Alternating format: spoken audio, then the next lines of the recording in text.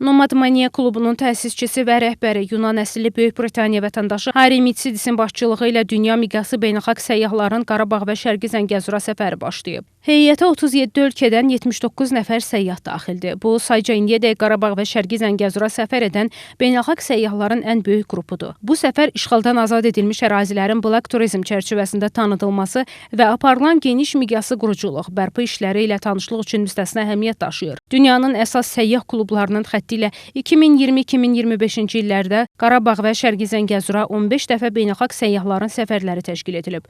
Bu sayca 16-cı səfərdir. Beynəlxalq səyyahlar səfər çərçivəsində Xocalı soyqırımı memorialı ilə tanış olublar. Səyyahlar Ağdam şəhəri ilə də tanış olublar. Ağdam şəhər Cümə məscidi ilə tanış olan səyyahlar Çörək muzeyinin dağıntılarını da izləyib. Səfər zamanı səyyahlar Ağdam şəhərinin dağıntılarına və yeni inşa olunan yaşayış binalarına da baxıblar. Onlara Ağdam işğaldan azad olunandan sonra Azərbaycan dövlətinin həyata keçirdiyi tikinti quruculuq işləri barədə məlumat verilib.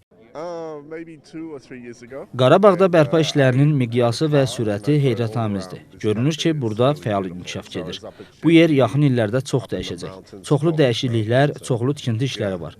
Bir neçə ildən sonra bura qayıtmaq və hər şeyin necə dəyişəcəyini görmək maraqlı olacaq. Əlbəttə, mən məmnuniyyətlə Qarabağa yenidən gələrdim.